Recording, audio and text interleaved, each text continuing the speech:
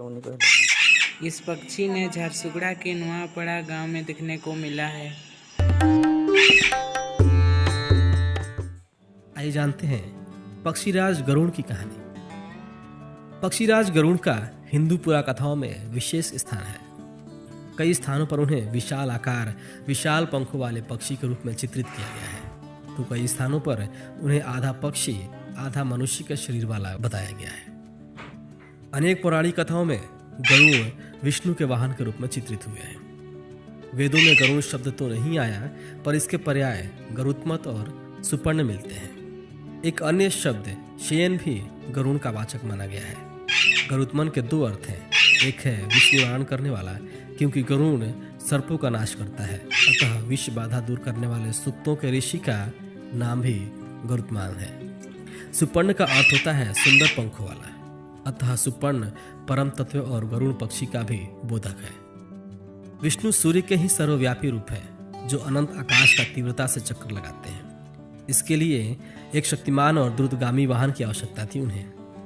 विष्णु के वाहन के रूप में गरुड़ की कल्पना इसी का प्रतीक है। सूर्य का सारथी अरुण कहा गया है, जो गरुड़ का अग्रज है। महाभारत और पुराणों में गरुड़ बहुत सी पुराकथाओं का विषय बने हैं। इन कथाओं के अनुसार गरुड़ दक्ष कन्या विंता और महर्षि कश्यप के पुत्र थे, इसलिए इनका एक नाम वैनतेय है। विंता की अपनी सपत्नी यानी सौत कद्रु से वैर था, जो सर्पों की माता थी, अतः गरुड़ भी सर्पों के शत्रु थे। एक और कथा के अनुसार गरुड़ जन्म से ही इतने तेजस्वी थे कि देवताओं ने इन्हें अग्नि समझकर पूजना शुरू कर दिया। इनका सिर श्वेत, पंख लाल और शरीर स्वर्ण वर्ण का है। पुराणों में इनकी पत्नी का नाम उन्नति या विनायका दिया गया है। गरुड़ के भाई अरुण के दो पुत्र थे, एक जटायु और दूसरा संपाति। रामचंद्र के वनवास का सहायक गरुड़ वंशज पक्षी जटायु, जिसे गिधराज कहा जाता था, सीताहरण का विरोध करने पर रावण ने इसके पंख काट दिए थे। रामचंद्र जी ने अपने हाथों से इस पक्षी का अंतिम संस्कार किया था। एक और पौराणिक कथा के अनुसार अपनी माता विंता को कद्रु की अधीनता से मुक्त कराने के लिए गरुड़ ने देवताओं से अमृत लेकर अपनी विमाता को देने का प्रयत्न किया था। इंद्र को इसका पता चला तो दोनों में युद्ध हुआ।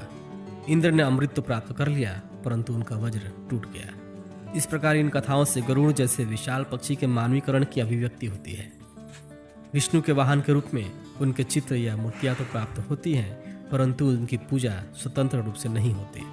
मंदिरों में विष्णु के निकट ही उनकी मूर्ति स्थापित होती है।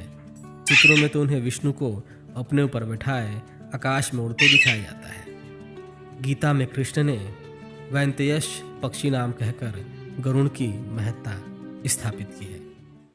इसी प्रकार के अपडेट्स लेते रहने के लिए हमारे चैनल सब्सक्राइब करना और बेल आइकन को क्लिक करना ना भूलें। धन्यवाद।